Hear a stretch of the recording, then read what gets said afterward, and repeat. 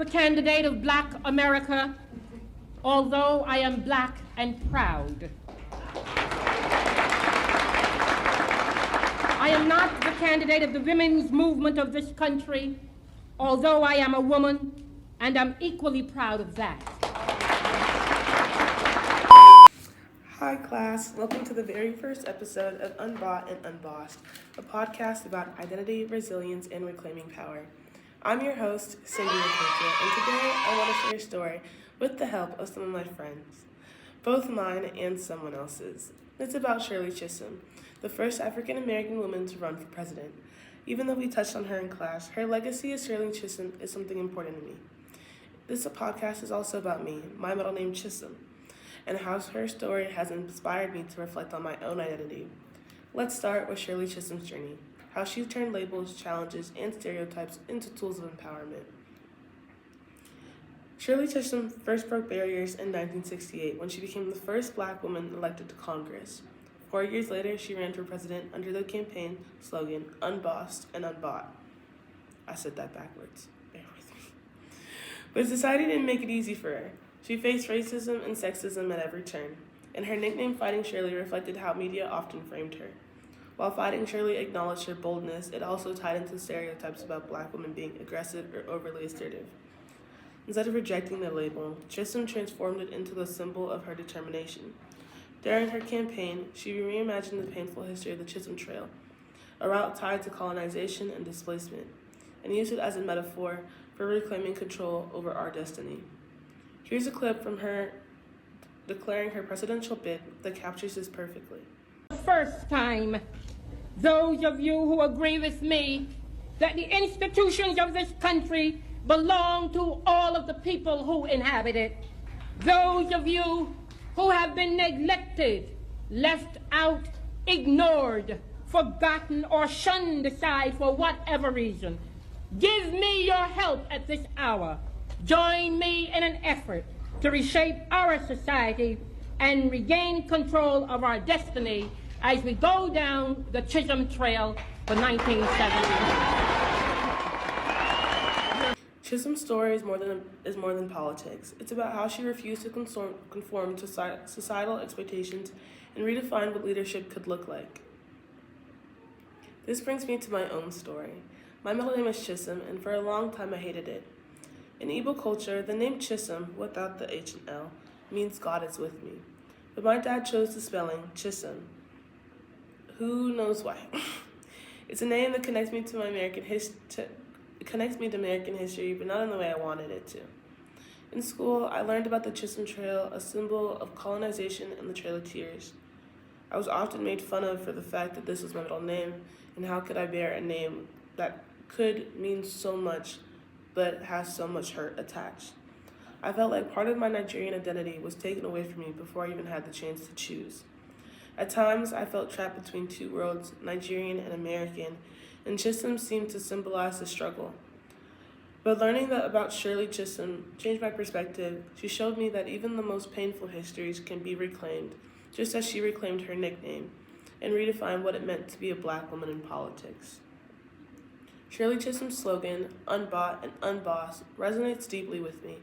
It's a declaration of independence, a refusal to be limited by society's expectations. And as I've reflected on her life, I've started to see my name differently.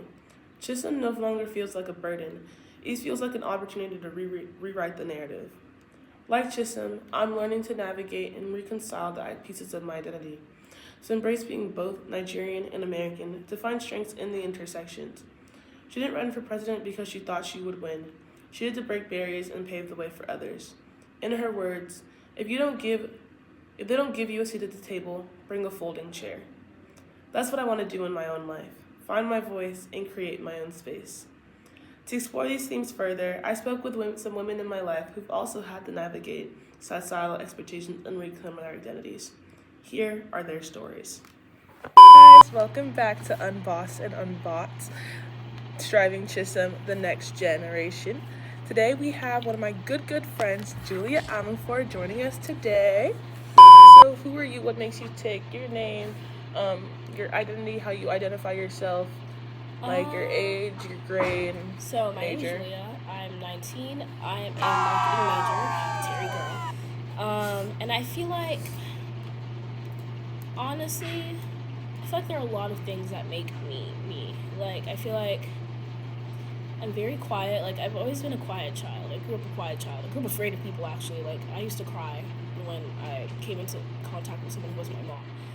And I feel like I kind of carried into, like, adulthood, I guess. Adulthood. I still feel like a child. But, I mean, obviously I'm not going to, like, scream and cry when I see people. But there's always going to be, like, that sense of, like, timidity, like, when I run, like, see people I don't know, or when I'm just getting to know people. I can't really truly be my true self until I really get to know you and I feel comfortable, like, oh, I can express myself with this person that I just met. But then once you get to know me, you see a whole different side. Cindy knows. Living in the same building is really fun. It is really so fun. This is Julia, and we're gonna get into like the rest of our podcast. So Julia, I just have a couple of questions for you. Okay. This is just about, Shirley Chisholm, and then just how you feel about the way that you're perceived in society, Okay. and how like your identity has like shaped you into who you are. Okay. So what do you know about Shirley Chisholm and her contributions to politics and social justice? Honestly, I don't know too much about her, but I know she was the first Black woman to run for president in the late 70s, I believe. Mm-hmm.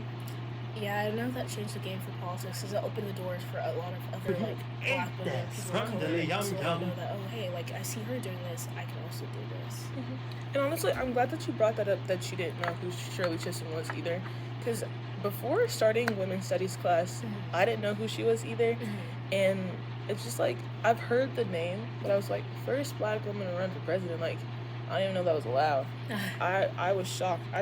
Apparently the first woman to run for president in general was in 1964, and Chisholm ran in 72, which is honestly really great.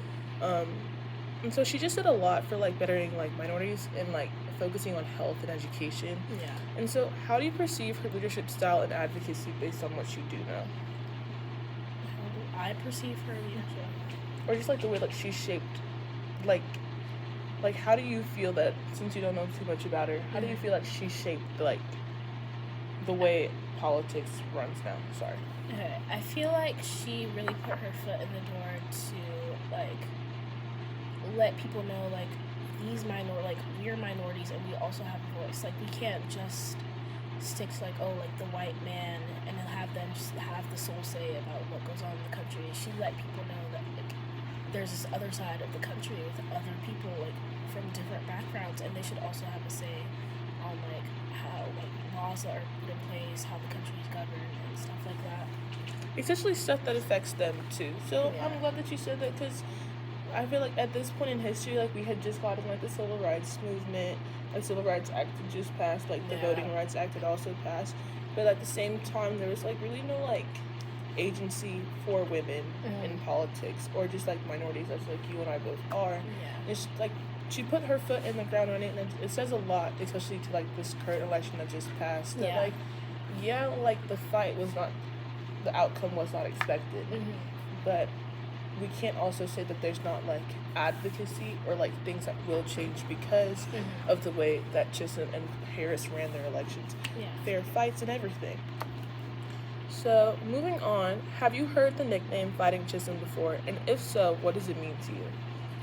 I have heard of it before, and to me, I feel like it's very rooted in like racial stereotypes of, oh, the Black women are always fighting, they're always angry, and it's just like, okay, she was fighting for what she wanted, but I feel like the nickname itself is kind of derogatory because of like negative connotations behind like, Black women being angry. If you could use another nickname, what would you use? Another nickname? Honestly, I don't know if I would use another nickname for her. I feel like her name is fine, like Shirley Chisholm. Shirley Chisholm? Yeah, like I feel like just say her name. Do you think the nickname Fighting Shirley captures her character and legacy accurately? Why or why not? Yes and no, because she did fight for things that she did believe in, but then again, it's that negative connotation that's always gonna be behind it, like, and it's gonna be associated with other Black women in the future, like, oh, like this Black woman is fighting, and now this new Black woman is running, she must be fighting too. Like, it's gonna be like, it's gonna be passed on that, oh, like, all black women do is fight for what they want, and all they do is fight and be angry, and they always have to be the advocates for things when, like, other, like, white people don't have to fight to get what they want, per se.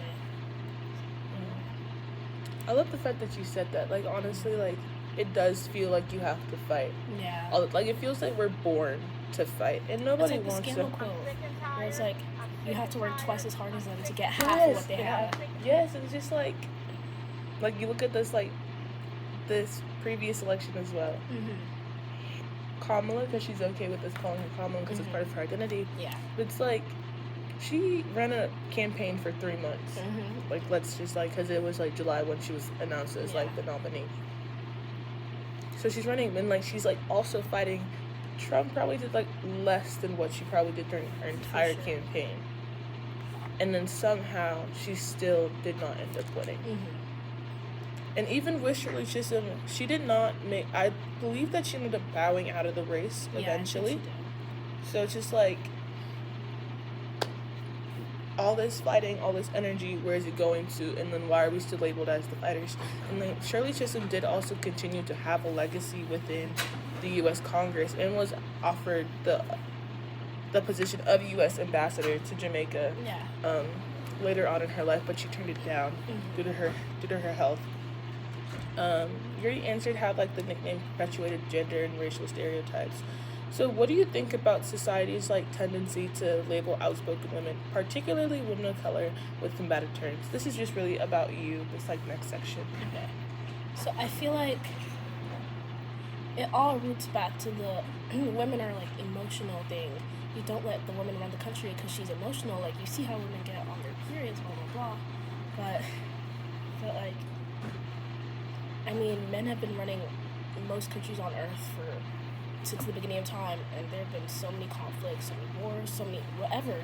So, like, I feel like that argument of, like, women being, like, outspoken women being labeled as, like, fighters and stuff when being emotional, I feel like it's not really fair if, like, their male counterparts would probably do, like, the same or even worse than they would do if they were in office or, like, held any position of power.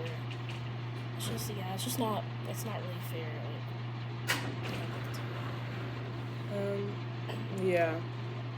And, like, I feel like fair is a word that's going to come up a lot through this project, just because, honestly, if you think about it, nothing in this country is fair, or is it free. Nothing, even if you look in the history, like we said, like, all men are created equal, which is basically another at the time synonym for all fair. Men were created equal, like men.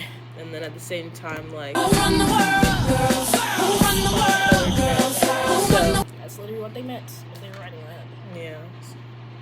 Yeah. How would you describe the impact of such nicknames on their legacy and public perception? I feel like for those who wouldn't know a lot about Shirley Chisholm, which I feel like is a lot of the general population, if someone were to describe her as, oh, she was fighting Shirley, people are going to have this, like, angry, like, fired up image of her in their head, when, like, there's a lot more to her than just, like, her being angry and yelling and, like, fighting. And I feel like that's, like, honestly a great thing, because, like, a lot of people don't know who Shirley Chisholm is unless, like, you are pre-law or you're, like, into politics and, like, you've read about the history of Congress and elections. Also, when you look at Shirley Chisholm, like, a picture of her, that lady does not look like she fights. She does not look like she fights at all, I can't lie. Like, she had a dog in her, but she was not a very big dog. It was not outside her. What about you? Like, have you ever felt like you've ever been nicknamed something that was, like, completely out of your character? Yes, actually. This sounds kind of, like, superficial, but in elementary school, one of my best friends gave me the nickname of, like, Miss Perfect. And it basically stuck. She, like, called me that all the way up until high school, because we went to the same school for our whole lives. And I feel like it really put me, like, in this box of, like, oh, I can't mess up, I can't do this, because people are gonna be like, oh, like, what happened to her? I thought she was perfect, blah, blah, blah. So I feel like nicknames are really restrictive in the sense that you think you have to adhere to, like, whatever nickname you're given, and you can't really, like, branch out, you can't make mistakes, you can't act differently than what people expect you to, how people expect you to act. So it's just, yeah. I love that, and I'm so sorry that your best friend said that to you, because yes, nicknames they're restrictive in a way to the point like you have to feel like you have to adhere to them. And with you saying that you were called Miss Perfect all the way into high school, this makes me like think about like Shirley Chisholm herself. Like, did she feel like she constantly had to fight, or like did she ever feel like, oh, I just want to calm down, or like what? Like if she stopped fighting, people would be like, oh, what happened to her? I thought she was gonna do this, and I thought she was gonna do that. When she's just a regular person like everyone else who doesn't want to fight all the time. Yeah, because like eventually you get tired, and then it also just brings you back to like, what was her thought process when she turned down like the U.S. ambassador position? Because like, oh, was she like ringing in her head, oh, like I have to do this, I have to continue the good fight, or else they're going to think I'm weak. Because there are some politicians that continue to fight while they're sick. And does that ever think that like, oh, they're not going to think I'm serious, they're going to use this against me because I'm a woman, like I'm using my health as a good reason, I'm using my health as reasoning. So it just makes you think. And then like just personal impact, how do you think such labels affect individuals on a personal or emotional level? I think you kind of touched on that, but if you just have like anything else you want to add. Well, like I was saying, I feel like it really sticks with you. Like, you feel like you're being put in a box. Like, oh, I can't do this, or I can't do that, because that doesn't really align with my nickname that people, like, gave to me, and that doesn't really align with what they expected me. And it's just really restrictive. Okay, so the question I will ask, what are your thoughts on how this nickname impacts your connection to Shirley Chisholm's legacy and identity? So, like, what are ways that you find, how have you reclaimed your identity, like, despite being Miss Perfect? I feel like I allowed myself to make mistakes, like, because after a while of being called Miss Perfect, you're gonna think like, wow, I have to actually be perfect, or else like I won't feel good about myself. I'm gonna think I'm like a failure, blah blah. So I feel like I had to like teach myself that it's okay to make mistakes. Like, there's no one on this earth who's perfect. Like, people are always going to mess up. People are always going to like sometimes do the wrong thing, and I feel like once like you've accepted that like you don't have to be confined to like the box of your nickname, like if it's a negative nickname, then like I feel like that allows you like that gives you an opportunity to grow. Like it gives you like a different mindset, a different outlook on life. I'm so happy about that. I love this. This is our first podcast. I know, this is fun. Should we do podcasts more often? Yes, yes. So this I love video podcasts more than I like audio, because Really? I like to watch people. Yeah. Yeah, no, you know my friend Darcy, the one who goes to Northwest, and she has a podcast. Yeah, she didn't update the whole series actually. But the last podcast episode that she did was with me, and we talked about like our different like, music tastes. It was a really good podcast episode. You're supposed to make a part 2, but like life's just not easy. Okay. Well, thank you for listening to our podcast episode today. Okay, Shekinah, for my women's studies project, how would you describe yourself in 3 adjectives? I would describe myself as independent, kind, and introverted. And why do you choose those words? I choose independent because I feel like getting thrown into college from a very strict household has caused me to learn more skills and be more independent. I choose introverted because I tend to be laid back when it comes to meeting new people. And I choose kind because I choose to be nice to new people that I come across. Okay, and Shekinah, how would you feel with someone describing one as fighting as their nickname? Can you expand? So, I don't know what your knowledge on Shirley Chisholm is, the first black woman to run for United States office, presidential office, but she was known in the Senate as Fighting Shirley. How do you think that nickname, how does that nickname make you feel, or like what emotions does it bring up with you? I think it's kind of devastating because it seems like it's put in a derogatory light, but I don't know. It depends on the situation, but like to describe a woman that way is something that I wouldn't want to see, definitely in the present. Thank you. America has a problem. I hope you guys enjoyed that. These conversations reminded me about reclaiming the identity isn't just about the past. It's about making way for the future. Shirley Chisholm's legacy continues to inspire us to fight for what we believe in, to embrace who we are, and to redefine the narratives placed on us. As I've explored Shirley Chisholm's legacy and reflected on my own journey, I've come to see that identity isn't static. It's something we shape, reclaim, and define on our own terms.